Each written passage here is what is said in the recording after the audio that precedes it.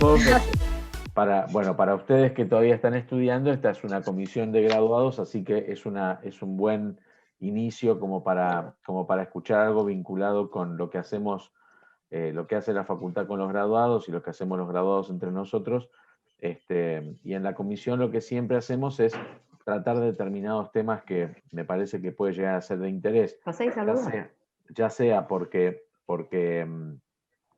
no sé, hay alguna modificación o algo por el estilo, o porque sería bueno por ahí profundizar con algunos temas en particular. Esta vez tocó, o por lo menos el tema que yo elegí, que de alguna forma está vinculado con la pandemia, ya lo habíamos hablado en algún momento, pero el tema que yo elegí es hablar un poco del tema de patrimonio neto, del concepto de empresa en marcha, y las,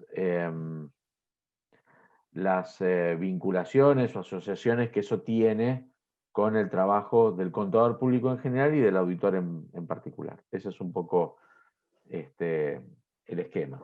Y a mí me interesa mucho hablar del tema de patrimonio neto porque uno tiene una idea tal vez no sé si incorrecta, no sé si esa es la palabra, pero me parece que uno tiene una idea un poco parcial de lo que representa el patrimonio neto, porque en realidad el patrimonio neto, cuando uno trata de buscar distintas definiciones de patrimonio neto, esas definiciones tienen me parece, dos orientaciones. Para ahí la orientación más simple es pensar que el patrimonio neto es la diferencia entre el activo y el pasivo.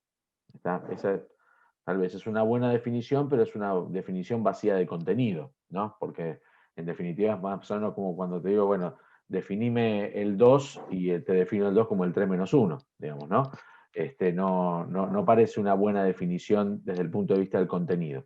Pero desde el punto de vista de la igualdad básica, sí, efectivamente, el patrimonio neto respeta el concepto de activo menos pasivo.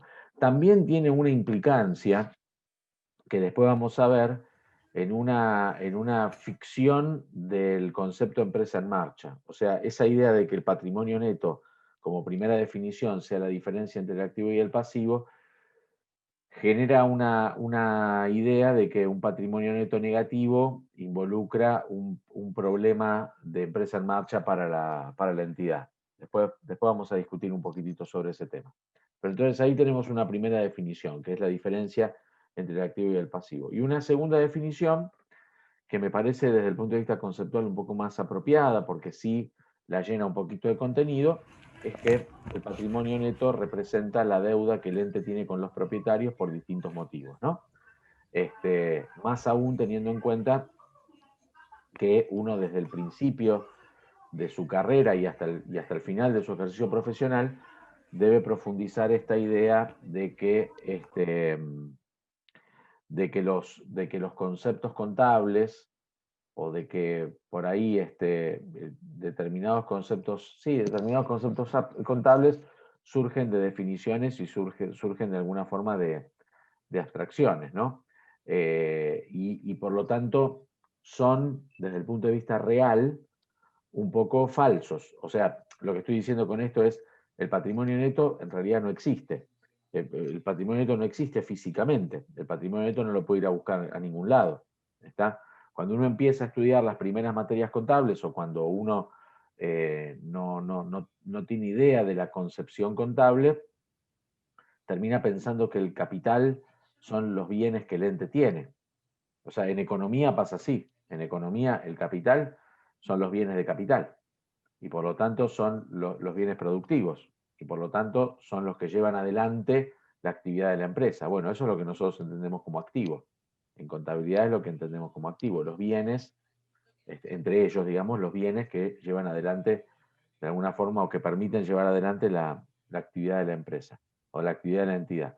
Entonces, me parece que esta definición de concepto de patrimonio neto como deuda que el ente tiene con los propietarios, en el refuerzo de la idea de que, como estudiábamos desde muy chicos, o por lo menos yo estudiaba desde muy chico, el ente y el propietario son dos cosas distintas, y hay que reforzar permanentemente esa idea para que no haya confusión patrimonial, el ente y el propietario son dos cosas distintas, parece lógico pensar Ahora te digo, ahora Agustina te comento. Pues además estoy sin los lentes, así que podés participar hablando cuando quieras, ¿eh?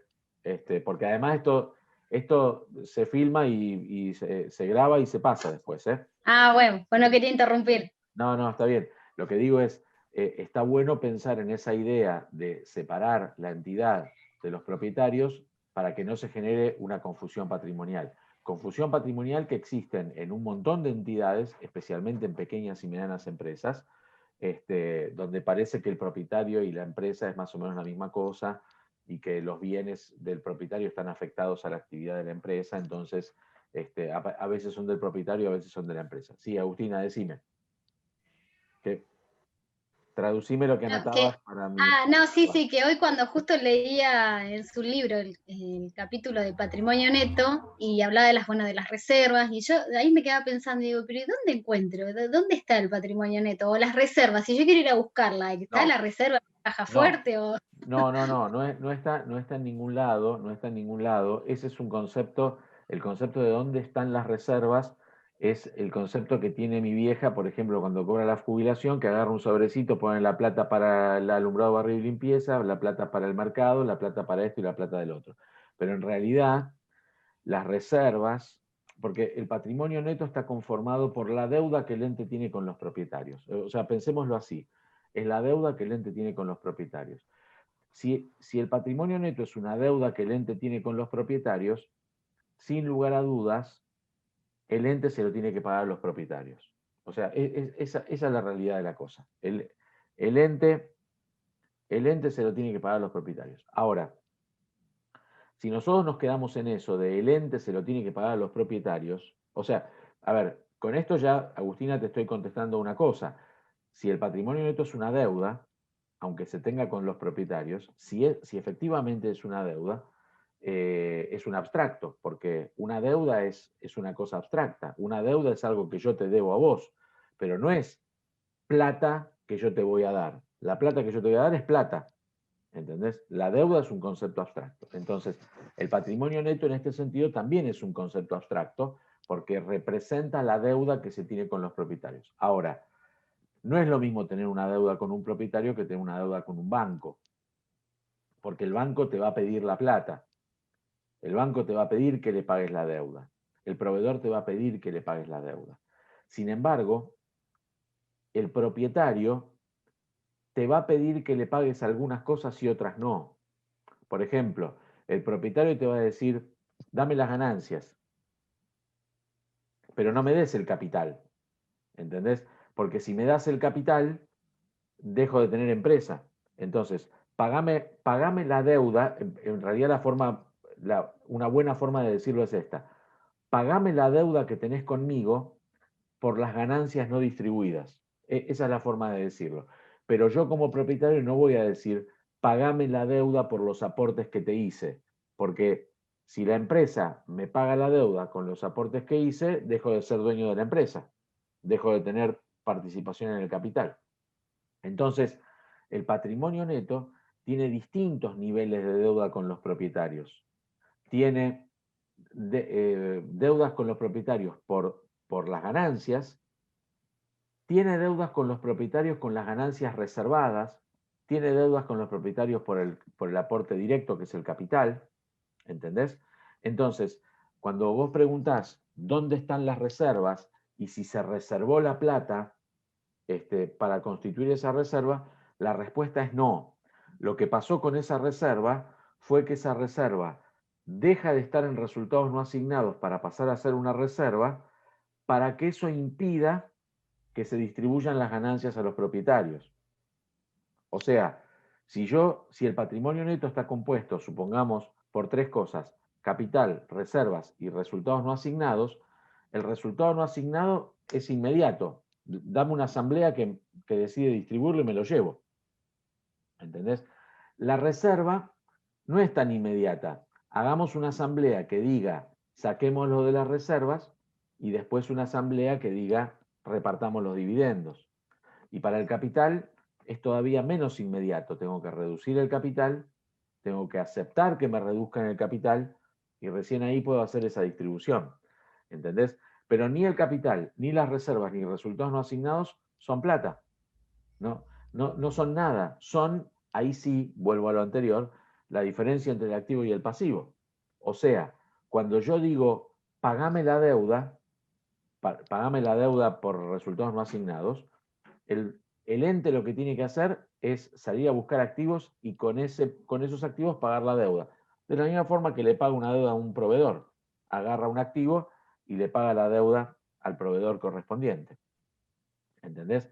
Entonces, una vez, yo me acuerdo hace muchos años, una contadora me hace una pregunta, me dice, pero yo hice una reserva para comprar un inmueble y ahora quiero comprar el inmueble, ¿cómo hago para pagarlo con la reserva?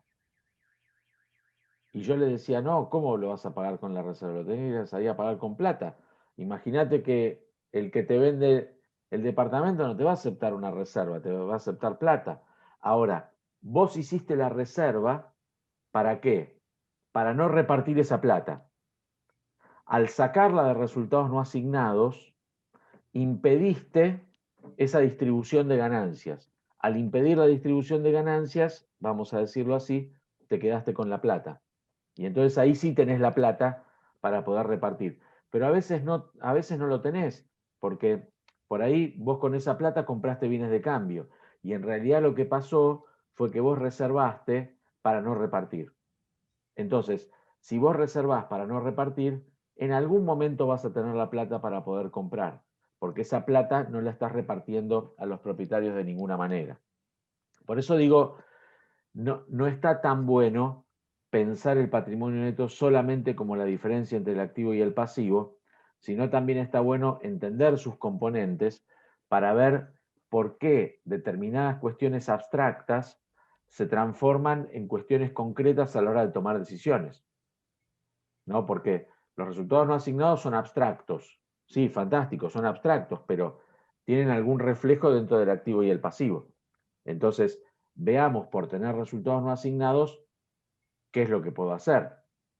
¿Se entiende? Es más, yo, por ejemplo, soy de la idea, conceptualmente hablando, soy de la idea de que si vos reservaste para comprar, hiciste una reserva para comprar un inmueble, una reserva no una seña, digamos, no, una reserva del patrimonio neto, para comprar un inmueble, y después compras el inmueble, con plata, por supuesto, y ese inmueble es esencial para tu operatoria, esa reserva debería capitalizarse, debería incorporarse al capital, porque vos en realidad hiciste la reserva para comprar algo que a vos te resulta esencial para seguir operando, por lo tanto nunca lo vas a repartir, porque compraste el inmueble. Nunca vas a decir, che, bueno, ahora que pase a resultados no asignados y lo distribuyo. No, eso no lo vas a decir nunca, porque compraste un inmueble que es esencial para tu operatoria, o compraste una máquina que es esencial para tu operatoria. Quiere decir que eso deberías capitalizarlo, porque el sentido de la reserva, excepto la reserva legal, el sentido de la reserva es o en algún momento lo reparto o en algún momento lo capitalizo. No, ¿qué sentido tiene reservar algo eternamente? ¿Se entiende? Es más, yo hasta soy de la idea de que si vos tenés durante mucho tiempo resultados no asignados, también deberías capitalizarlo, porque si no los repartiste en su momento, ni al año siguiente, ni al año siguiente, ni al año siguiente, es porque en realidad vos creciste gracias a no haber repartido. Entonces, ¿ahora qué vas a hacer? ¿Te vas a achicar? O sea, suponete que vos empezás comprando 100 unidades de mercadería. Obtuviste ganancias, entonces ahora tenés 150 unidades de mercadería. Obtuviste ganancias, tenés 200. Obtuviste ganancias, así un círculo te lleva a 1000 unidades de mercadería. Todas esas ganancias están en resultados no asignados. Pero si vos repartís las ganancias, vas a reducir tu activo. Así que vas a volver a 100 unidades de mercadería. Entonces digo, ¿estás dispuesta a volver a 100 unidades de mercadería? Porque si la respuesta es no, si la respuesta es sí, ok, repartirlas y chau. Pero si la respuesta es no, es porque en tu cabeza ya esa ganancia no la vas a repartir nunca. Y si no la vas a repartir nunca, ¿qué sentido tiene que estén resultados no asignados si nunca se lo vas a asignar a los propietarios? Eso debería estar en el capital. ¿Se entiende? Bueno, comentarios sobre todo esto que acabo de decir. Hay una frase que no me cerró, que A no, ver. no sé si no terminé de entender. En un momento dijiste, la empresa le paga a los propietarios su deuda, que es el patrimonio neto, con ganancias no asignadas. Creo que era así la frase, si no me equivoco. No dije eso, pero decime la duda y te... No. Que estoy tratando de citar la frase, pero lo que me quedó en la cabeza es lo siguiente. Por el hecho de la inversión del capital, que es el que le debe la empresa al propietario, es que se generan esas ganancias. Sí. De repartir esas ganancias generadas adicionales al capital invertido, son efectivamente ganancias que no están cancelando deuda, porque al aumentar, digamos, al invertir un capital y generar más dinero, o llámese lo que se genere adicional, no estás cancelando la deuda, sino que estás repartiendo lo generado por esa inversión de deuda que la empresa todavía mantiene al detalle con el propietario. Por eso esa frase que había dicho no me terminó de cerrar. No, pero porque yo partí de la definición de patrimonio neto como que todo el patrimonio neto es la deuda con los propietarios. Entonces yo digo, ¿por qué se genera la deuda con los propietarios? Se genera por los aportes de los propietarios, capital, y se genera por las ganancias no distribuidas. O sea, yo como propietario de una entidad, tengo derecho al capital, a llevarme el capital si quiero, y tengo derecho, por supuesto, si me llevo el capital, dejo de ser propietario y achico la empresa, pero eso es otro problema. Tengo derecho a llevarme eso y tengo derecho a llevarme las ganancias. Si yo tengo derecho a llevarme las ganancias, es porque para la entidad es una obligación. Y si es una obligación, es una deuda. No una deuda pasivo, digamos, ¿no? Pero sí es una obligación para dármela. Llevémoslo al extremo. Si el ente deja de existir, una vez que cancela los pasivos, me da a mí todo lo que queda. Y todo lo que queda es el capital y los resultados que quedaron. Positivos, negativos, como quieras. Pero el capital y los resultados. Por eso no dije pago las ganancias con deuda, sino que dije pago la deuda generada por las ganancias con los pago la deuda con los propietarios generados por las ganancias. Eso fue por ahí lo que dije. Es una linda frase para el parcial de verdadero o falso. Obvio, está pensado de esa manera. Más para el de teoría contable que para la de auditoría, para que las chicas acá, y también está... no, las chicas, sí. Sí, genial, gracias por el dato. No, pero sí, a mí me parece que está bueno entenderlo como deuda con los propietarios, porque yo siempre cuando defino las cuestiones contables y de auditoría, no solamente lo defino desde un punto de vista abstracto, sino también desde un punto de vista de lo que genera eso, digamos, ¿no? O sea, por ejemplo, cuando defino el proceso de auditoría, yo esto en algún momento ya lo comenté, decir planificación, ejecución y conclusión puede ser, pero la realidad es que planificación, ejecución y conclusión es vacío de contenido. Es como decir activo menos pasivo, o sea, es vacío de contenido. Ahora, cuando vos decís, no, el proceso de auditoría arranca con el conocimiento del ente, todos nosotros en algún momento nos podemos imaginar qué cosas tenemos que hacer para conocer el ente. En cambio, si yo te digo planificación, no sé qué cosas tengo que hacer para planificar, porque para planificar, ¿qué? Para planificar la auditoría, mi vida, o sea, ¿qué es lo que tengo que planificar? ¿Entendés? Entonces, si planificación es un concepto vacío de contenido. En cambio, conocimiento del ente no. Bueno, acá es igual. Activo menos pasivo es vacío de contenido. Es una definición, pero es una definición casi te diría que viene como consecuencia de otra cosa, porque dependiendo de cómo vos definas el activo y de cómo vos definas el pasivo, vas a terminar definiendo el patrimonio neto. En cambio, si vos decís, es la deuda con los propietarios, ya todo el mundo sabe que en algún momento esa deuda se va a pagar, porque se termina el ente, porque los propietarios lo deciden, no sé, eso habrá que estudiar puntualmente qué es lo que dice el derecho societario y qué tipo de sociedad es y qué tipo de entidades, ¿entendés? Como para poder pensarlo o como para poder definirlo. Pero la realidad es que en algún momento eso se le va a pagar.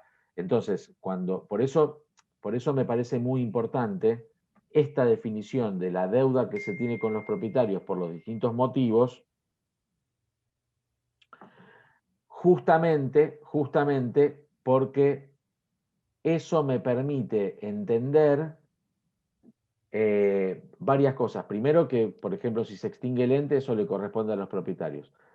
Y segundo, y respecto a lo que decíamos antes, me parece fundamental entender por qué existe cada parte del patrimonio neto. O sea, por qué existe el capital, por qué existe el ajuste de capital, por qué existen las primas de emisión, porque, por ejemplo, uno se plantea, ¿por qué existe el capital, el ajuste de capital? En algún momento, la Inspección General de Justicia había dicho que el ajuste de capital era una reserva del capital, un absurdo. Pero, ¿por qué un absurdo? Porque el concepto jurídico no va siempre de la mano del concepto contable. Obviamente, el tipo que estaba sentado atrás del escritorio del mostrador de la Inspección General de Justicia decía, si el ajuste de capital lo considero capital, tiene que haber un aumento de capital. ¿Dónde está el trámite de aumento de capital? Y nosotros decíamos, no, flaco, no es un aumento de capital, es la expresión monetaria, es como si con una inflación del 50% te aumentan el 50% del sueldo. No, no es un aumento de sueldo. ¿Entendés? Es el mismo sueldo con el mismo poder adquisitivo. Bueno, el ajuste de capital es exactamente eso. Entonces, ¿cuál es el sentido de ese ajuste de capital? No es una reserva, es una expresión monetaria distintiva para el capital. ¿Pero por qué es eso? Porque el aporte de los propietarios, vamos a decirlo de una forma, no es técnicamente lo más correcto, pero el aporte de los propietarios siempre debería servir para lo mismo, excepto que los propietarios tomen una decisión de aumentar o disminuir el capital. Pero el aporte de los propietarios siempre debería servir para lo mismo. Entonces, si yo aporté 100 y hubo un 50% de inflación, para que sirva para lo mismo, el capital tiene que ser 150. Si no, no sirve para lo mismo. Esta es un poco. Y por eso también el capital físico te dice, bueno, si vos querés ver qué sirve para lo mismo, fíjate en el aumento de los bienes que vos compraste con el capital. Entonces, ahí vas al valor corriente de los bienes que aumentaron el capital. O sea, todo tiene esa visión de el capital tiene que servir para lo que fue pensado. Después discutamos para qué fue pensado, pero el capital tiene que servir lo mismo para lo que fue pensado. La diferencia del capital físico y el capital financiero es lo que interpreta cada capital respecto de para qué fue pensado el capital. Pero no sale de esta postura, digamos, ¿no? Por eso hay una cosa muy importante en esta concepción me parece, del capital, de entender el capital y de entender el patrimonio neto de esta manera, respecto de qué genera, por ejemplo, un patrimonio neto negativo.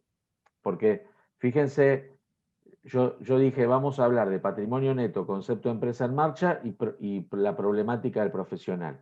O sea que cuando el patrimonio neto es positivo, bueno, listo, es positivo, activo menos pasivo dio positivo, eso da deuda con los propietarios, etc. Pero ¿qué pasa cuando el patrimonio neto es negativo? ¿Cuáles son las consecuencias de un patrimonio neto negativo? ¿Qué es lo que podría llegar a pasar con una entidad con un patrimonio neto negativo? A ver, ¿qué les parece? A mí, Gus, me pasó en la práctica el año, sí, principio de este año tuvimos que cerrar un balance, que era una unión transitoria creada por una sociedad anónima y una persona física, definido como unión transitoria, no como unión transitoria de empresas. Ah, ok. Y la verdad es que Primero hubo una mala praxis al principio porque hicieron un capital de 30.000 pesos, que ya el año pasado no era plata. Pero Y no la era una realidad es UTE, que no era una UTE. era una unión transitoria. Estaba creada por una sociedad anónima y por una persona física. Cada Ok, uno tenía su compromiso de aporte, su porcentaje de participación. Y bueno, cuando cerró el ejercicio económico, como se creó, tuvo un montón de operatorias, mucha inversión inicial, la realidad es que no tenía ganancias, no había empezado a generar ganancias. Y la cuestión es que cerró con un patrimonio neto negativo. El balance se legalizó sin problemas y se hizo una nota donde los socios o los partícipes de esa unión transitoria se comprometían a hacer los aportes correspondientes para absorber tanto el patrimonio neto como después también esa pérdida claro. para el balance del siguiente año. Pero eso es lo que nos pasó y al principio me surgieron un montón de dudas porque pensábamos en la parte de la ley de sociedades, si quebraba y había que hacer toda la parte de liquidación, o sea, cómo se iba a llevar a cabo. Ok, Pero bueno, era el primer año. ok, déjame tirarte unos títulos, unos títulos sobre esos que me parecen interesantes. Primero, si bien el patrimonio neto de una unión transitoria de empresa o una unión transitoria es similar al patrimonio neto de una sociedad anónima, como patrimonio neto en sí desde el punto de vista conceptual, el capital no. El capital no es igual. Una de las grandes, tal vez la más grande diferencia que pueda existir entre el capital en una sociedad anónima, por ejemplo, y el capital en una entidad sin fin de lucro, perdón, en una unión transitoria, es que en una unión transitoria el capital no se llama capital, sino que se llama fondo común operativo. Y se llama fondo común operativo, está bien, la distinción de nombre no es un tema esencial, pero digo, se llama fondo común operativo, ¿por qué?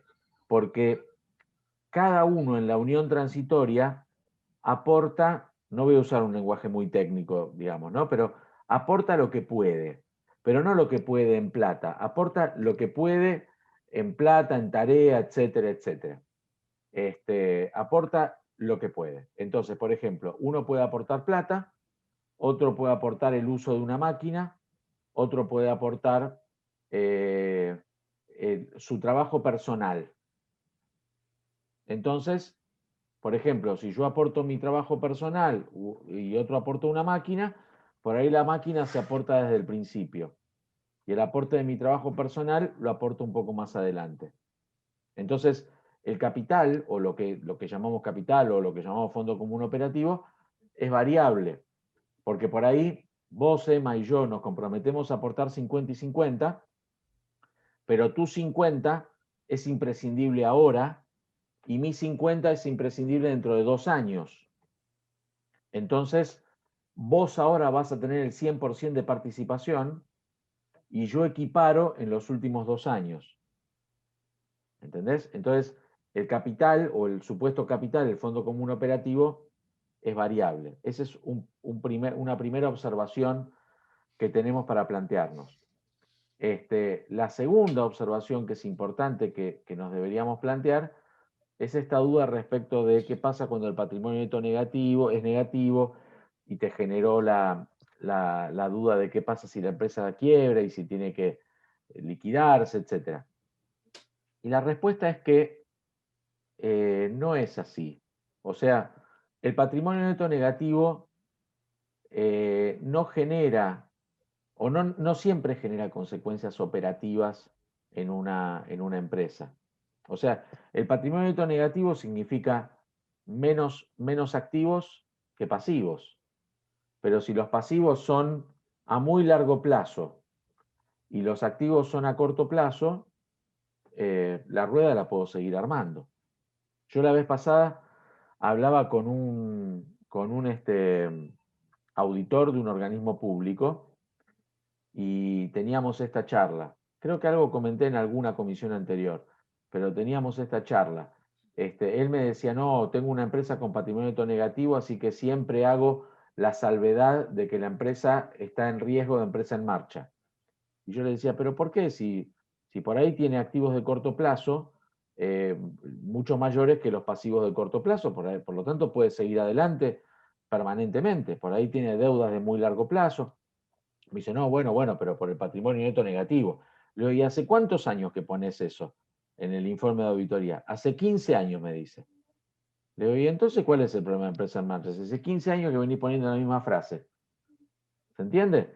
Entonces, que el patrimonio neto negativo, primero, no hace quebrar a la entidad, no necesariamente la hace quebrar, por ahí sí la hace quebrar, pero digo, no es un hecho de que la haga quebrar, un hecho determinante de que la haga quebrar, no es un hecho determinante de que esté en riesgo el concepto de empresa en marcha, tampoco, digo, puede estarlo, pero no necesariamente.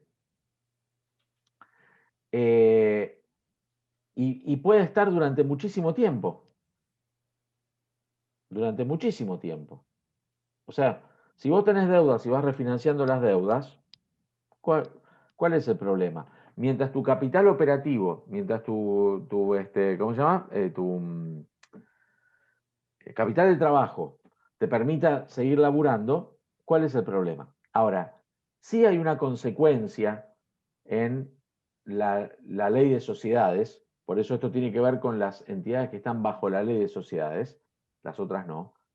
Sí hay una consecuencia que es, la ley de sociedades te dice, cuando el patrimonio neto es negativo, la empresa entra en disolución automática. Entra en disolución automática. Entonces, al entrar en disolución automática, genera, lo que te dice es, yo te obligo a que vos entres en el proceso de disolución. Y no te da plazos para hacerlo. No te da plazos para hacerlo. Pero automáticamente al decirte eso, lo que te está diciendo es, si no lo haces, te responsabilizás vos. ¿Esto qué quiere decir? Porque el patrimonio neto es la garantía de las deudas. O sea, tener un patrimonio neto positivo significa que vos con tus activos podés pagar todas tus deudas. Ese es el concepto, casi diría, jurídico y comercial del patrimonio neto. A nadie le importa el patrimonio neto, pero si vos tenés un patrimonio neto positivo es porque tenés más activos que pasivos. Si el pasivo es conmigo, yo me quedo tranquilo de que la deuda me la vas a pagar, de una u otra forma me la vas a pagar.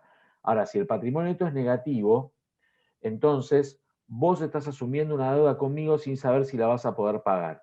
Entonces, la ley de sociedades te dice, no querés entrar en el proceso de disolución, fantástico, pero hacete cargo. Quiere decir que la protección que tienen las sociedades respecto del patrimonio de los propietarios, porque una sociedad anónima, una SRL, si no puede pagar una deuda, no van hacia el patrimonio de los propietarios. Cuando vos trabajás con patrimonio neto negativo, sí, ahí sí. No podés pagar la deuda, listo, respondés con tu patrimonio. Y uno dice, y che, pero ¿por qué es injusto? No, vos decidiste no disolver. Vos decidiste seguir adelante con tu operatoria, por lo tanto, hacete cargo de tu decisión. Entonces, la única consecuencia societaria fundamental del patrimonio neto negativo es que si las entidades no entran en disolución y no empiezan el proceso de disolución, se corre el velo de protección societaria y los propietarios pasan a ser responsables con su propio patrimonio.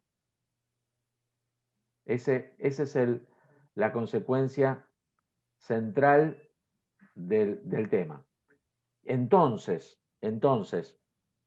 último punto que quería comentar sobre lo que dijiste, cuando los accionistas hicieron el acta diciendo nosotros nos comprometemos a aportar, etcétera, a cubrir, etcétera, etcétera, eso le pudo haber servido al auditor para poder decir, si hay voluntad de aporte, entonces no tengo elementos como para pensar que el concepto de empresa en marcha está en riesgo.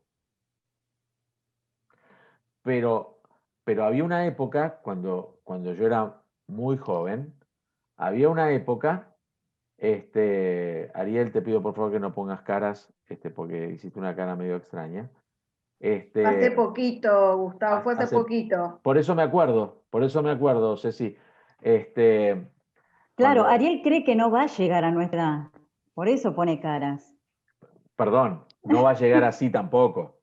Esa es una ¿A realidad. En dónde este no va a estado no, llegar? seguro Va a no. llegar, va a llegar y con creces va a llegar. Sí, por supuesto. No, lo que digo es, cuando yo era muy joven había una serie de prácticas contables que lo que te decían era, bueno, poné en un acta que los propietarios van a aportar y hacer la registración contable créditos a capital.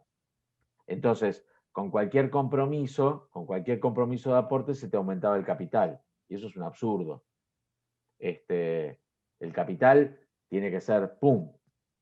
Es más, gracias a la ruptura de ese pensamiento, las resoluciones técnicas ya 16, 17, 18, yo digo esas porque cuando yo empecé a estudiar esas no existían, pero ya las resoluciones 16, 17, 18, etcétera, etcétera, ya empezaron a decir que el aporte irrevocable tenía que tener la característica de urgencia y por lo tanto no existe un compromiso de aporte irrevocable, existe el aporte irrevocable. O sea, el aporte irrevocable se hace porque se necesitan los activos, especialmente la plata, con tanta urgencia que no hay tiempo de hacer el procedimiento de aumento de capital. Entonces, es absurdo que vos contabilices un aporte irrevocable contra un crédito, porque vos necesitas la plata. Para contabilizar un crédito, en realidad, hacer el procedimiento de aumento de capital y que te dé el procedimiento de aumento de capital en el tiempo que sea. Ay, Gabriela, te pido por favor, me lees la pregunta que estás haciendo. Yo me olvidé los lentes. No, está bien. No, es que estaba recordando también, yo soy alumna, pero soy mayor, no vieja. Ok, Y estaba no recordando, mayor que yo, pero no importa, dale. no sé. Pero teníamos que ser mayores que Gustavo. Estamos al horno acá, ¿eh? No, pero para mí que volví a retomar y cerrar cosas pendientes Ok, de mi vida, soy mayor, ¿eh? Porque bueno, tengo compañeros muy jovencitos. está muy bien. Sí, no, lo que yo había aprendido ya hace mucho era que cuando pasaba esto es que se ampliaba el capital social y con los aportes de los socios para poder aumentar los fondos de la empresa, del ente, cuando pasaban esto. No sabía Claro, lo que estaba diciendo usted, Gustavo. claro, lo que pasa es, a ver, vuelvo a O esto. sea, ya Vos de esa tenés, manera, ahora me amplió eso. claro, porque el tema es así, a ver, vos aumentás, en circunstancias normales vos aumentás el capital, vos o la empresa aumentás el capital. Entonces, ¿por qué vas a hacer un aporte irrevocable? O sea, ¿cuál es el sentido de hacer un aporte irrevocable? Aumentar el capital directamente, hacer el procedimiento de aumentar el capital. Sí. Hacer el procedimiento de aumentar el capital. Entonces, yo te puedo decir, no, mirá, no hago a tiempo de aumentar el capital. Dentro de una semana me cierran las cuentas bancarias y no tengo la plata. Bueno, Claro. entonces poner la plata, no es un crédito. ¿Entendés? O sea, Sí. no hay forma. Es más, hasta en algún momento se discutió si vos podías hacer un aporte irrevocable en bienes. ¿Entendés? Porque, ¿cuál es el sentido de un aporte irrevocable? ¿Cuál es la urgencia si vos entregás bienes? O sea, si por ejemplo yo digo, bueno, voy a hacer un aporte irrevocable, entrego mi departamento a la empresa. Y por lo tanto, no, aumentar capital. O sea, ¿cuál es la urgencia para tener un inmueble? No hay una urgencia para tener un inmueble. Podés esperar 2 meses que tarde el trámite de aumento de capital. Ahora, con la plata no te pasa eso, porque la plata por ahí la necesitas para cubrir las cuentas bancarias, para pagarle a un proveedor que te puede pedir la quiebra, ¿se entiende? Para una cosa por el estilo. Entonces, en ese caso, en ese sentido, ahí sí el aporte irrevocable, sin lugar a dudas, es imprescindible hacerlo en efectivo, en el momento, con la urgencia que corresponde. No puede esperar al aumento de capital. Pero es casi diría el único caso. Es más, tanto es así que tiene que respetar la urgencia, que la resolución técnica me parece que es la 17, lo que dice es que para formar parte del patrimonio neto, el aporte irrevocable no solamente tiene que ser entregado por los accionistas, sino que tiene que ser aceptado por los directores. Sí. Y esto es muy importante, porque los directores, en realidad, lo que dicen es, sí, yo lo necesito. Yo lo necesito con urgencia. Porque si los directores no lo dicen, parece como que hay una mala gestión de los directores. ¿Se entiende? Entonces los directores tienen que decir, yo lo necesito y lo necesito con urgencia. Por eso la aceptación de los directores y por eso los requisitos. El único elemento en las normas contables que hacen referencia a documentación respaldatoria es la temática de los aportes irrevocables, que dicen, vos necesitas documentación respaldatoria que demuestre, que en general son actas, acuerdos, etcétera, ¿no? Que demuestre que los accionistas están en condiciones de entregarlo, o están deseosos de entregarlo, o lo entregaron sabiendo la condición de irrevocabilidad, y los directores lo necesitan. Por lo tanto, como los directores lo necesitan, nadie lo puede revocar, porque uno lo necesita y el otro está dispuesto a entregarlo. O está dispuesto, no, porque ya lo entregó, digamos. O sea, acordó entregarlo. Entonces, como uno lo necesita y el otro acordó entregarlo, es irrevocable. Ya está, ya no se puede revocar. O sea, si lo que querés hacer es devolverlo, vas a tener que aumentar el capital y después reducir el capital. Porque el aporte es irrevocable, no se devuelve, no se revoca. ¿Está? Muchas gracias. ¿Qué haces, Darius? No, estás con el micrófono silenciado. Hola, estaba escuchando con mucha atención. Así que, bueno. Hola, profe. Hola, ¿cómo andan? ¿Todo bien? Hola, Bueno, Darío. Hola. ¿Neto? ¿Qué es tema? ¿Pasamos al patrimonio neto? ¿Es así el tema? Sí. Un par de bombas más a esto lo que dijiste, ¿no? Porque vos dijiste el aporte es irrevocable, ¿no? Sí. Pero algo muy importante también hay que tener en cuenta es que cuando hay un aporte irrevocable para futura suscripción de acciones, hablemos de la sociedad anónima y las sociedades comerciales, se tienen que respetar todas las implicancias que surgen del derecho societario. ¿Qué quiere decir esto? Básicamente, los derechos y garantías que tienen los accionistas o socios, ¿no? Un derecho principal que tienen los socios es el derecho de preferencia, ¿sí? O sea, el derecho de preferencia es que al momento de que tiene que haber un aumento de capital, el preferido soy yo, el socio, y respetando mi participación.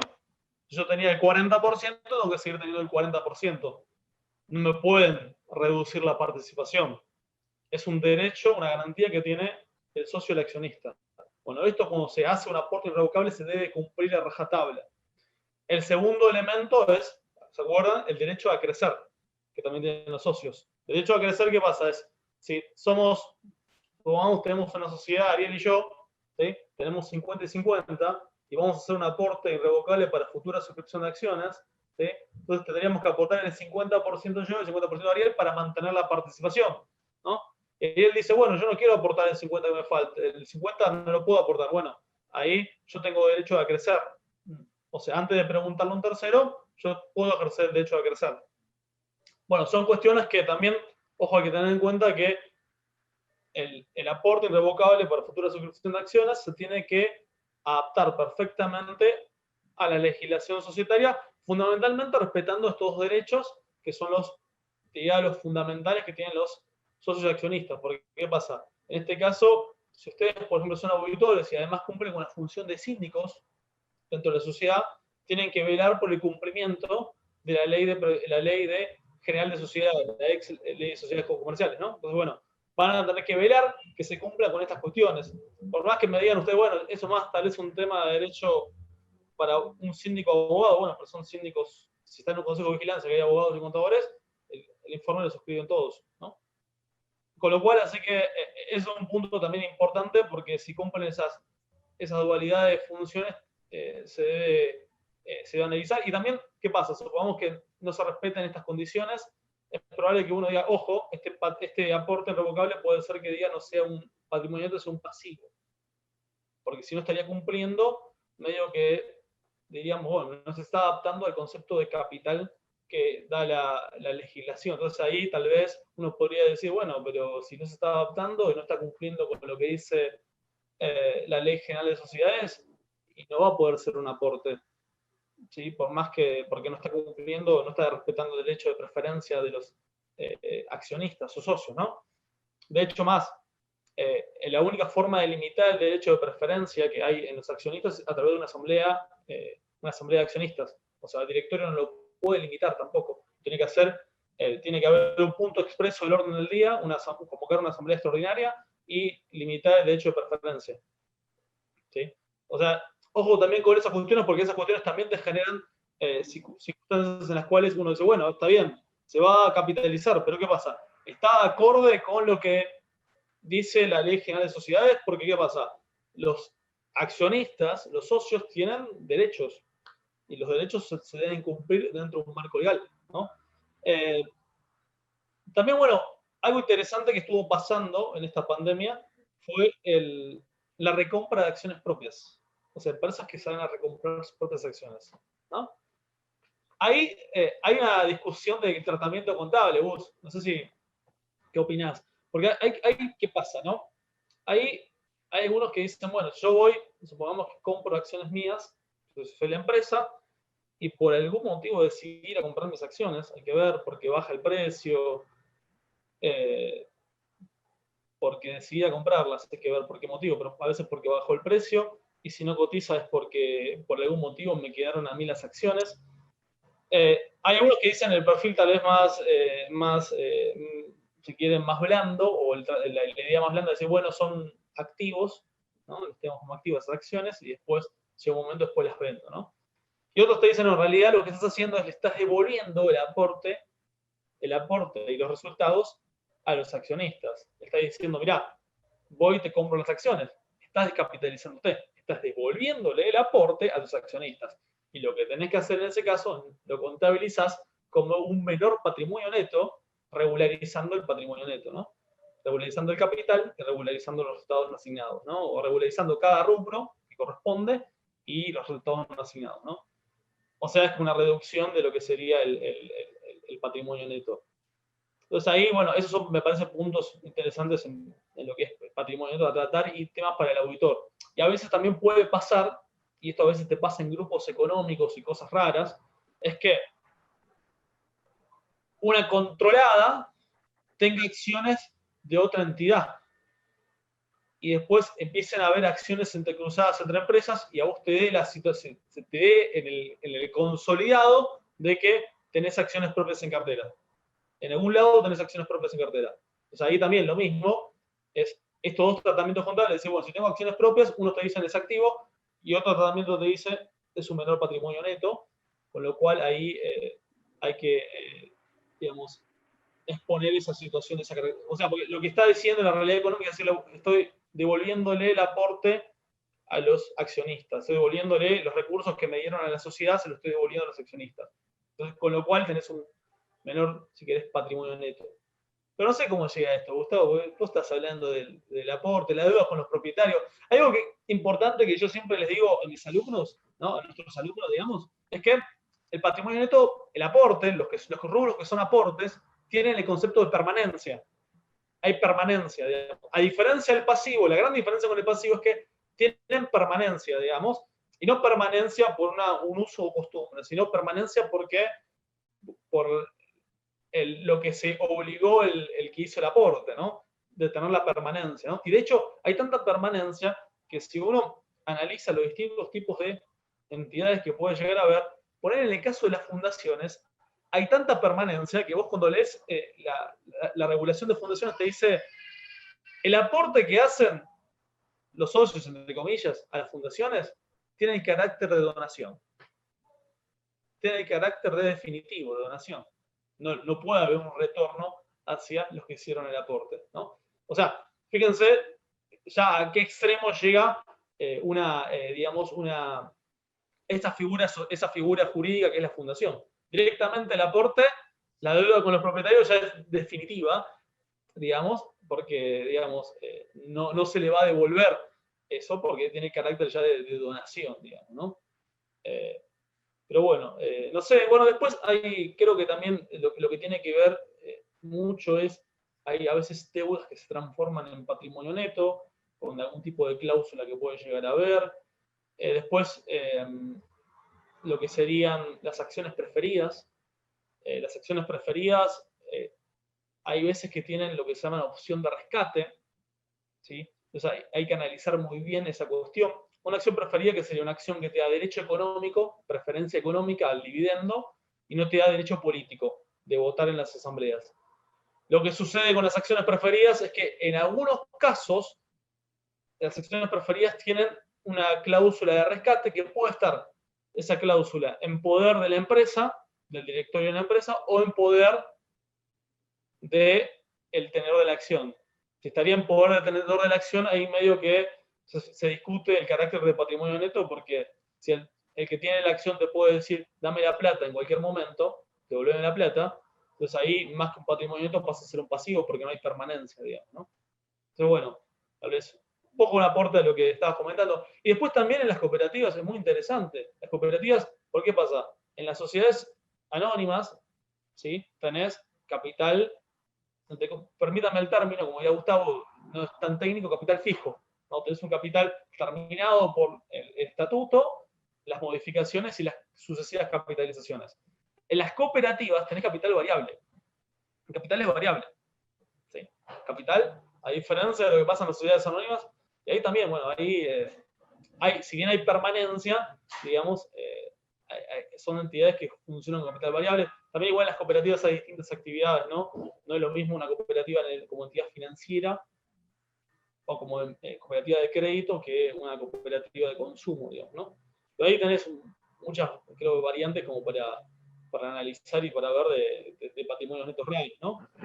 Sí, inclusive, sin que sea exactamente igual, pero haciendo referencia a lo que decías recién del capital variable, con Emma antes hablábamos del tema de las uniones transitorias de empresa. Sí, ya lo escuché, lo estaba escuchando perfectamente. Y lo escuché también varias veces, porque Emma me lo preguntó 300.000 veces también. Bueno, pero Perdón por la pregunta, Darío. Pero la respuesta la dimos en la misma sintonía, seguramente. No, por supuesto, no, por supuesto. No, la de Gustavo estaba bien y la de Darío estaba medio floja. Floja de papeles, está. Claro. No, es verdad. Lo estuve molestando a Darío en varias oportunidades. Nunca me porque la realidad es que, bueno, me pasó la experiencia de unión transitoria como que, primero que además era la primera vez que me tocaba en la práctica profesional, pero el problema era que teníamos que era una sociedad porque tenía un número correlativo en IGJ, o sea, tenía vida en IGJ, pero por otro lado no encontraba muchas cosas a nivel impositivo porque es una sociedad exenta en el IVA. Entonces empezaban a plantearse un montón de situaciones legal, contables, impositivas que empezaban a mezclarse, bueno, en un contexto también distinto, y eso me empezó a generar muchas dudas en cada uno de estos puntos. Entonces, bueno, por eso planteaba al principio el tema del patrimonio neto negativo, que sí, efectivamente es un fondo común operativo el que armamos, pero bueno, encima de 30.000 pesos. Emma, ¿por qué no planteamos eso, lo que una vez me planteaste una vez? Emma una vez me hizo un planteo muy interesante que la verdad que me dejó medio pedaleando en el aire, ¿no?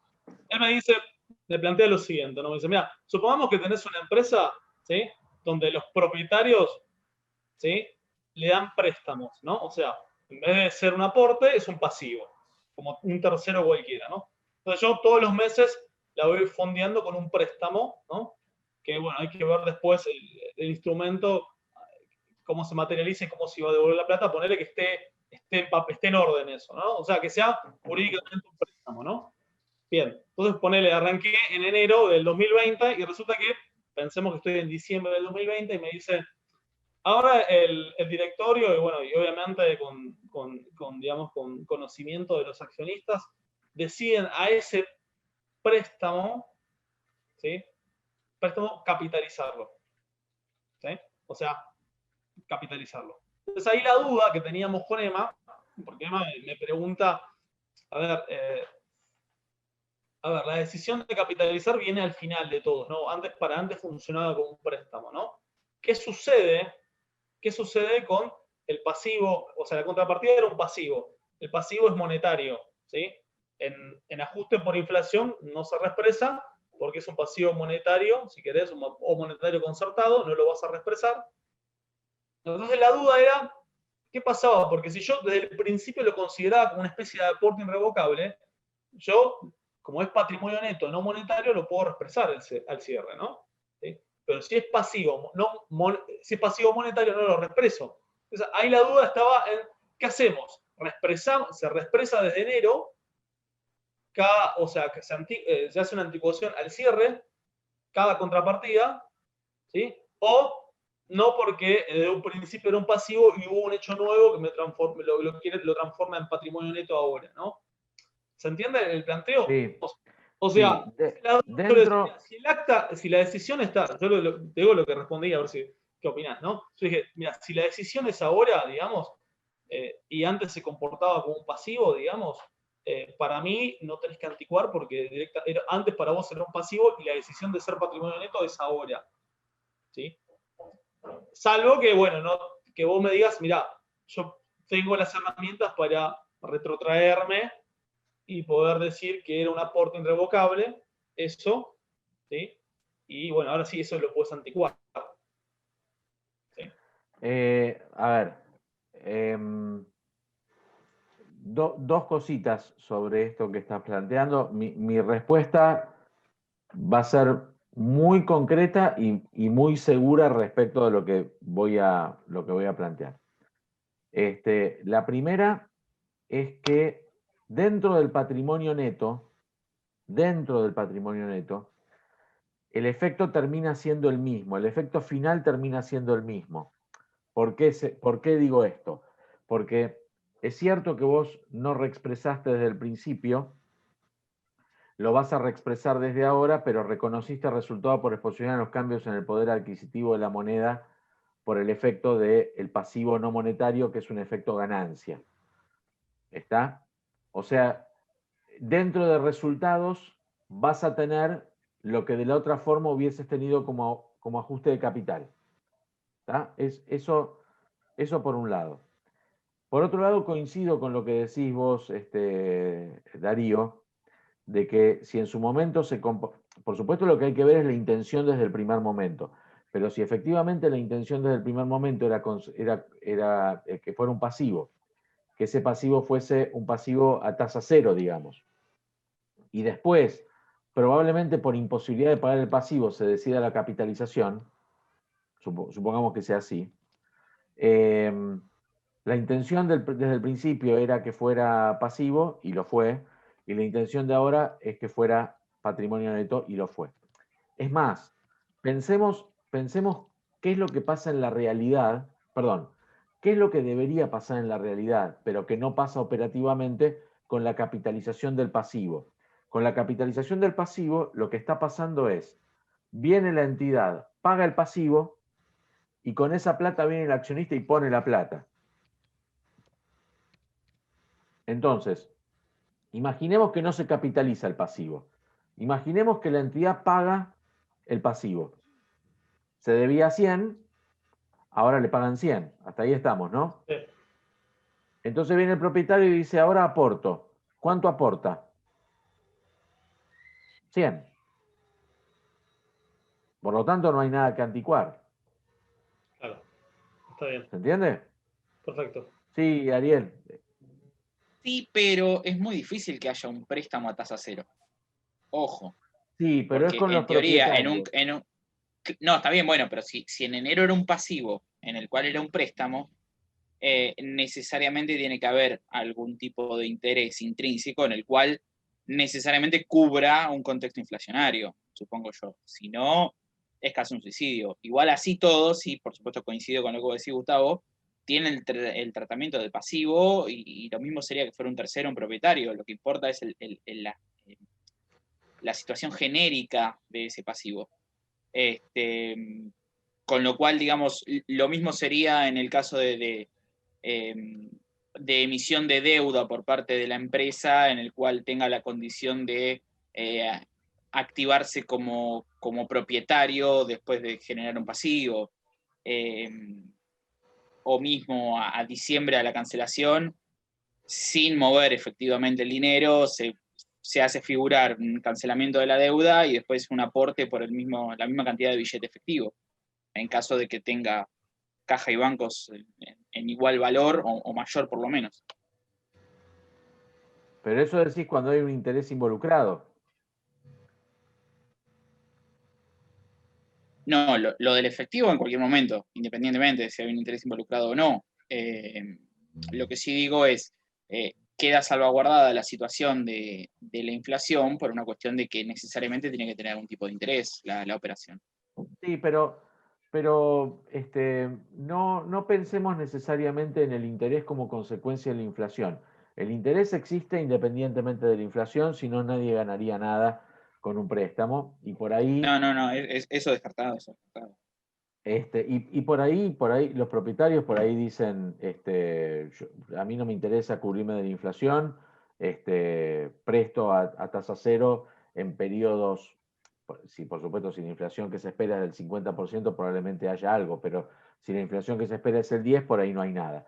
Pero desde el punto de vista contable, lo que sí pasa es que, como decía Darío antes, la decisión se toma en un momento determinado y esa decisión pasa a ser un hecho generador nuevo. Y por lo tanto esa decisión empieza a generar las consecuencias que genera. En realidad, lo que se capitaliza es lo que se debe. Entonces, si hay un interés devengado porque los propietarios decidieron plantear un interés y de 100 pasó a 120, lo que se capitaliza es 120. Y si no hay interés y de 100 pasó a 100, digamos, lo que se capitaliza es 100. Y después cuando haces el ajuste de capital es desde el momento en el cual se hizo la capitalización. ¿Por qué? Porque antes no había una intención.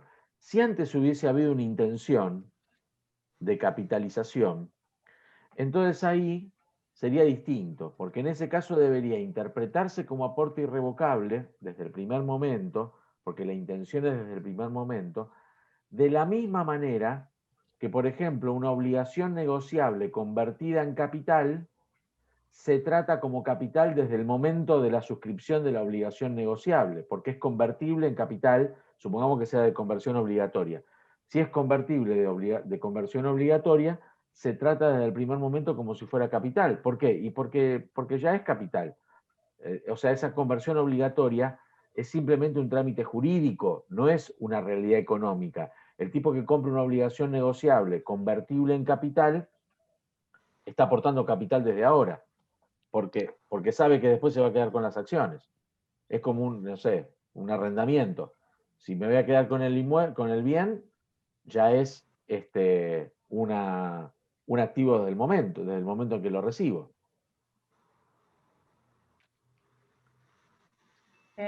Ahí, Gustavo, vemos, por lo menos yo ya estoy sacando un montón de datos, y bueno, acá los que son alumnos, más todavía, que con respecto al capital también se requiere un análisis profundo, contable, nadie le da bolilla al capital, pero se tiene que analizar siempre la composición, auditarla, mirar el respaldo documental de todo ese capital, en las actas de asamblea tiene que estar todo detalladamente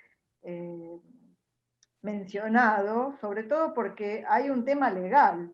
Estamos no solo afectando, digamos, el patrimonio, si estamos tocando capital, estamos tocando, siempre pensé eso, el capital es el corazón de la empresa, o sea, es lo que le da el latir, el corazón a la empresa. Cuando quiebre o desaparezca, que era lo que estabas hablando antes de capital negativo, que puede ser que muera o no, porque puede sobrevivir perfectamente varios años, lo que pasa es que lo va a tener que respaldar y documentar ese negativo por varios años. Pero bueno, tiene que estar todo muy, muy respaldado documentalmente y en forma legal, con los requisitos legales, como dijo Darío, los requisitos formales que piden sí o sí la ley de sociedades generales.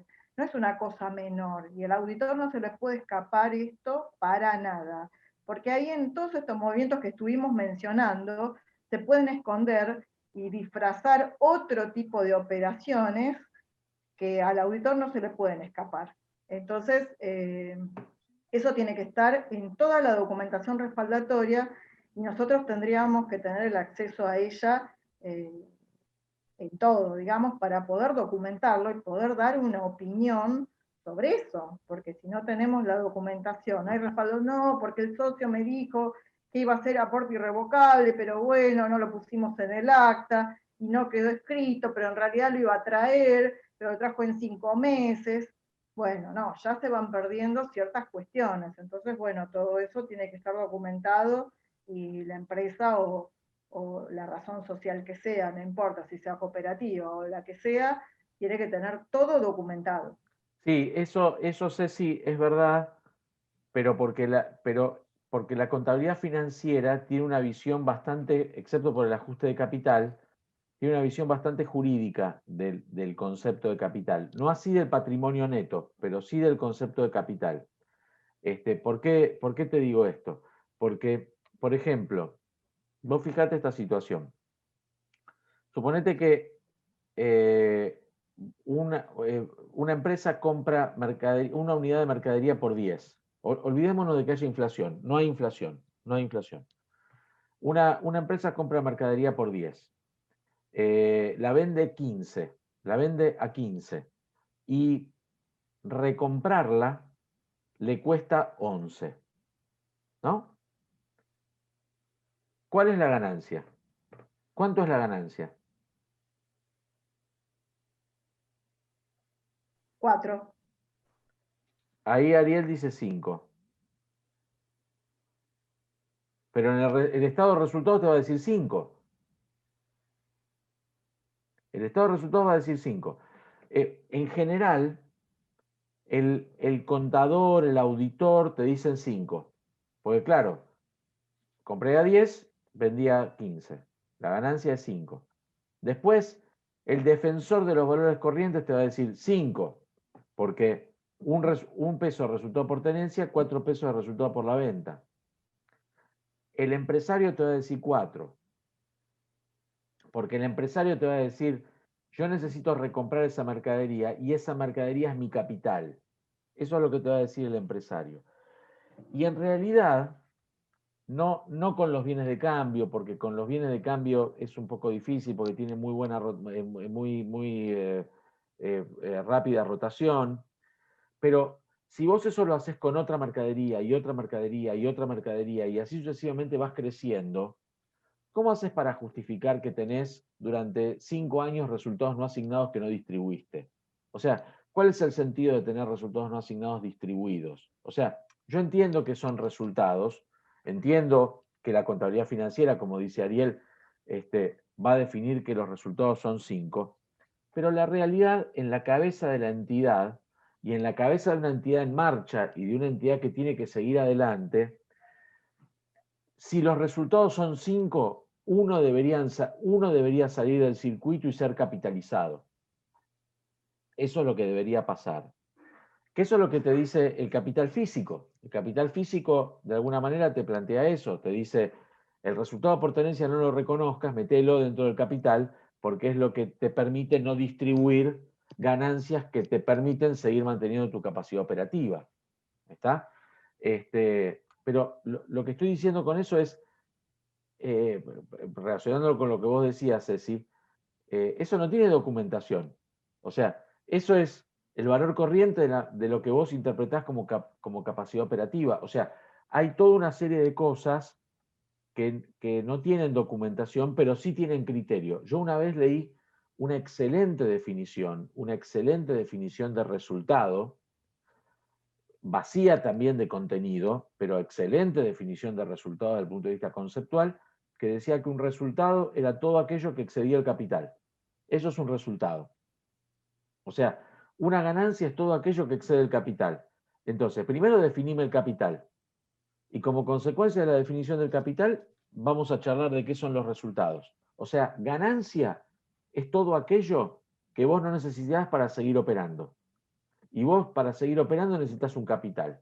Entonces, definime primero qué necesitas para seguir operando y qué es tu capital, y todo el resto va a ser ganancia. Cuando uno dice ganancia, en realidad se refiere a ganancia distribuible. Por eso nosotros como contadores, nos encontramos todos los que somos contadores de pymes nos encontramos con una empresa que tiene, no sé, 100 lucas de capital y 15 palos de resultados no asignados. Y vos decís, ¿cómo? Esto es una ridiculez. ¿Hace cuántos años tiene 15 palos de resultados no asignados? Y no, hace poco, el año pasado tuvo 14.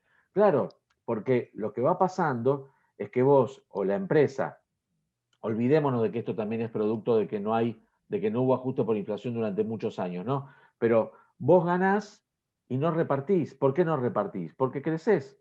O sea, esa ganancia de alguna forma la usás para acrecentar tus activos. Y tus activos acrecentados no son, o sea, son activos que vos usás. Por lo tanto, nunca los vas a distribuir porque los usás porque los necesitas. O sea, si vos pasás a tener 100 bienes de cambio, 150 bienes de cambio, 300 bienes de cambio, 1000 bienes de cambio, después antes alquilabas, ahora compraste un inmueble para tener el local de venta, y después decís, che, no me estoy llevando un peso de ganancia, y claro, no te estás llevando un peso de ganancia porque la ganancia que no te llevaste, la plata producto de la ganancia que no te llevaste, la usaste para comprar más activos. Por eso no la tenés en plata. Ahora, si la respuesta es, no la tengo en plata ahora, ni la voy a tener nunca, porque ya crecí, ya compré los bienes de uso, ya etcétera, etcétera, es al divino botón que yo diga, lo mantengo como resultados no asignados. Si nunca se lo voy a asignar a los propietarios, asignáselo al capital y ya está. Con eso es suficiente. Lo que pasa es que ninguna norma contable te puede obligar a que vos tomes una decisión societaria. Eso tal vez lo debería decir la ley de sociedades, diciéndote, che, o el Código Civil y Comercial, diciéndote, che, los resultados no asignados no pueden estar más de 3 años sin asignarse. Al tercer año decidí lo que vas a hacer. ¿Lo vas a repartir o lo vas a capitalizar? Y ahí sí es donde los auditores podrían tener una mayor injerencia para analizar el capital, no solamente desde el punto de vista de cuáles fueron los aportes, cuáles fueron las disminuciones de capital y su respectiva documentación respaldatoria, sino en el sentido empresario de capital, en el sentido económico-financiero del capital. Que yo pueda decir, che, está mal que esto esté en resultados no asignados, porque esto debería estar en el capital. Y que no esté en el capital significa un riesgo para los terceros. Porque eso también es importante, porque que no esté en el capital significa la posibilidad de que vos un día, ¡pum!, repartas los resultados. ¿Por qué estuvo tan mal no ajustar por inflación? O sea, el problema de no ajustar por inflación no es un problema de solamente, che, la buena información contable, tengamos buena información contable. No, el problema es que como vos no ajustaste el capital, reconociste como ganancia lo que no era. La tenés en resultados no asignados. Al tener resultados no asignados, el día que no quieras garpar algo, repartís esos resultados no asignados y te quedás con el capital de 100.000 pesos que tenías hace 10 años. Obviamente, tu capacidad de responder ante terceros con un capital de 100.000 hace 10 años no es lo mismo que con un capital de 100.000 ahora. ¿Entendés? Por eso, ese era el problema principal del no ajuste por inflación. Más allá de que la información contable no reflejaba lo que tenía que reflejar, etc. Pero el problema jurídico comercial era que un día, por una decisión de la Asamblea, vaciaras la empresa sin que eso sea un vaciamiento desde el punto de vista penal. Sin embargo, la dejaste en cero prácticamente.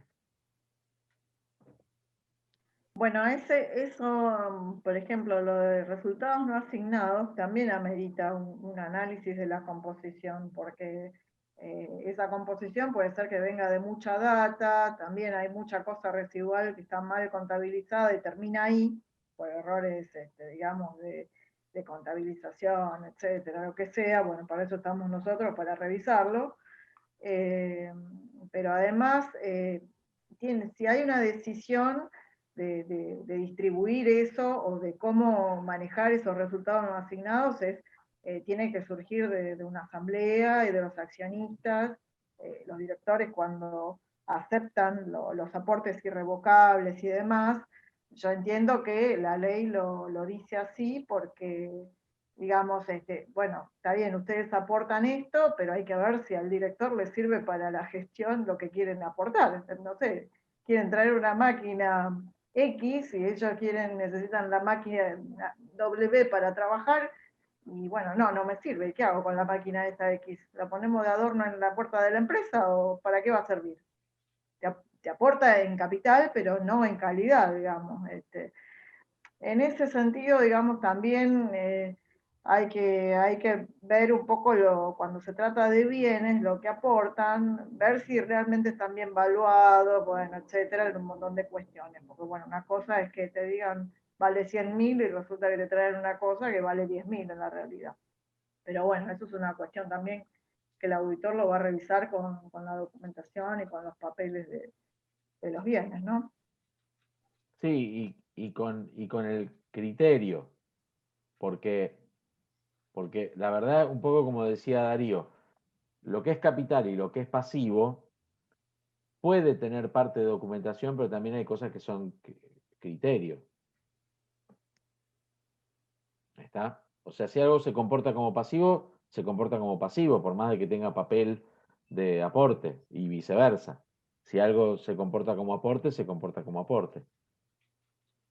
Por eso ahí estaba lo que comentaba yo, que ahí nosotros vamos a detectar si te disfrazan alguna operación o alguna contabilización que en realidad quería hacer otra, porque vos vas viendo los movimientos, y bueno, ¿para qué hicimos toda esta vuelta? Si al final vos querías tal cosa, hubieses hecho eso directamente y ya está, ¿para qué dar tanta vuelta en el asunto? Porque por ahí se quiere esconder algún tipo de situación en el medio que uno no la ve, Epa, en el momento, pero analizándola sí la ve.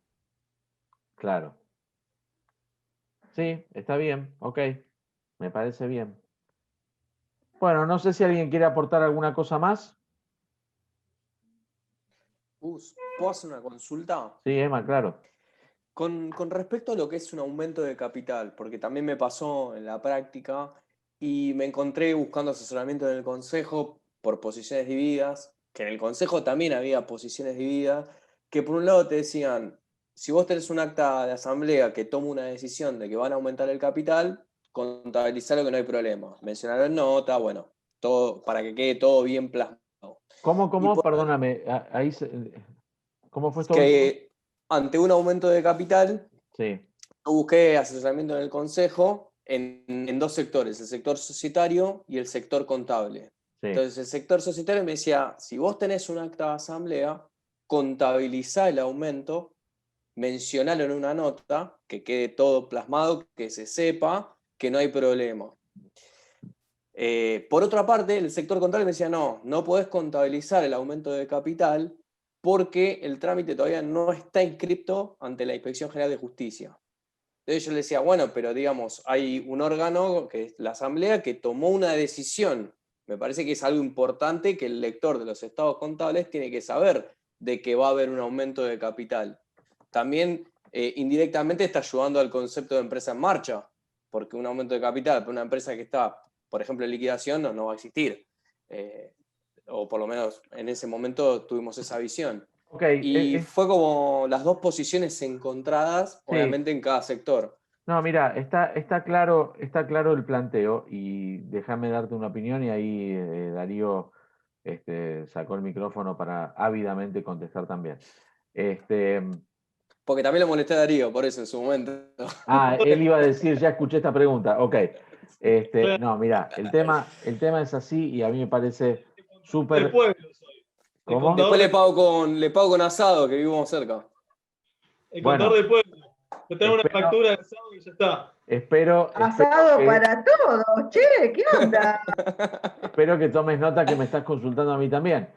También, sí. No, a ver, Hay una cerveza para la Plaza Jusey cuando todo esto se reactive. Bien, Corre por bien. cuenta mía. Escuchá, ahí el tema es así.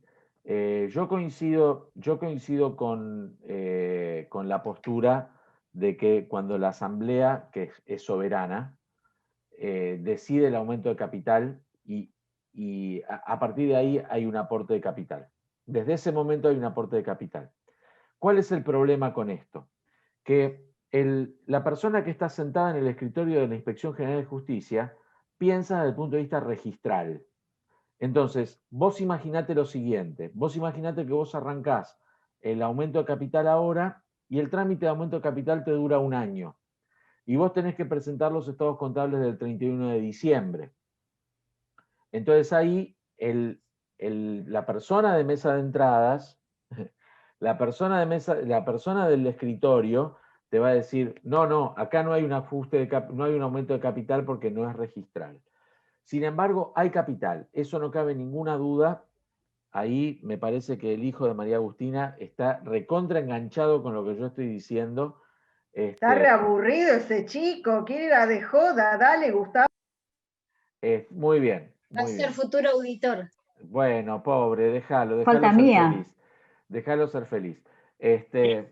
Entonces, lo que creo, Emma, es que hay un aumento de capital, pero tenés algunas formas de plantearlo como que todavía no está en la columna capital.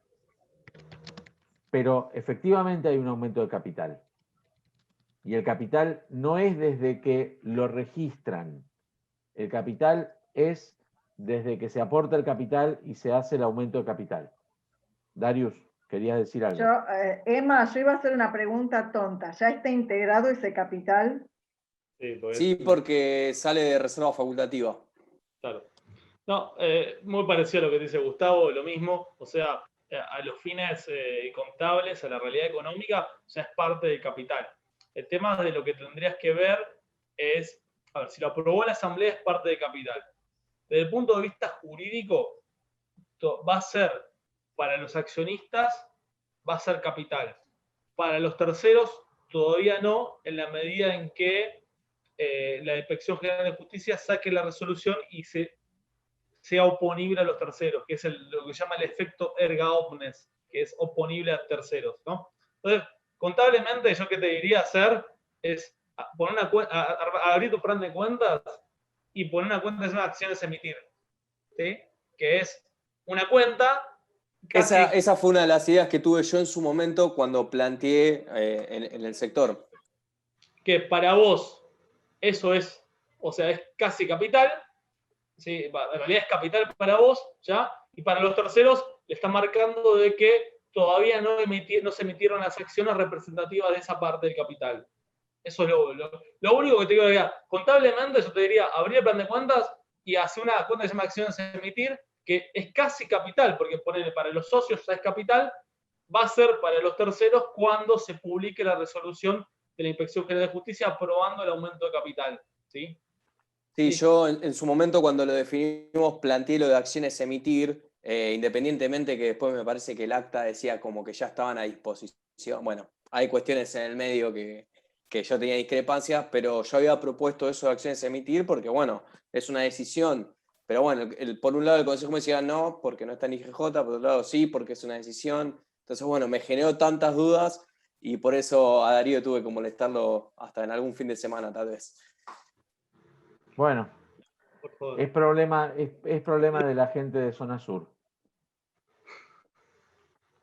Es verdad. Bueno, gente, no sé, Darío, si querías decir algo para terminar. No, está bien. Me parece que un punto algo importante antes de irnos todos es, tengan en cuenta que saben que yo vengo del COVID, así que en la reunión anterior no estuve. No sé si hablaron del tema de la reforma de las normas de auditoría, ¿no? Hay un proceso abierto de reforma de las normas de auditoría. A grandes rasgos no voy a extenderme porque ya están yendo todos. Nos mandaron un documento del borrador, que ya está en el Consejo también. Sí, está en el Consejo, está en proceso de consulta. Estamos en proceso de consulta, así que yo, digamos, después veo cómo les puedo hacer llegar a todos el proyecto que está dando vueltas por ahí. Hay comentarios para poder mandar a los consejos profesionales, que van a ser tenidos en cuenta seguramente. A ver, tema importante, el informe va hacia no digamos idénticamente, pero va hacia el informe que están sacando normas internacionales de auditoría con la nueva disposición de los párrafos. Primero va a aparecer la opinión y después van a aparecer los fundamentos aparentemente no va a aparecer una parte que se llama cuestiones clave de auditoría, eso está en discusión todavía. Aparece un nuevo párrafo que se llama el párrafo de empresa en marcha, que sería interesante, bueno, tiene que ver un poco con lo que estamos diciendo, que es una especie de desdoblamiento del párrafo de énfasis. Y bueno, y después algunas otras cuestiones que aparecen en el medio, aparece auditoría de grupos económicos, algunas implicancias, temas de auditoría y auditoría externa y qué pasa con el auditor interno. Bueno, esos temas generales que podemos llegar a mencionar, ¿sí?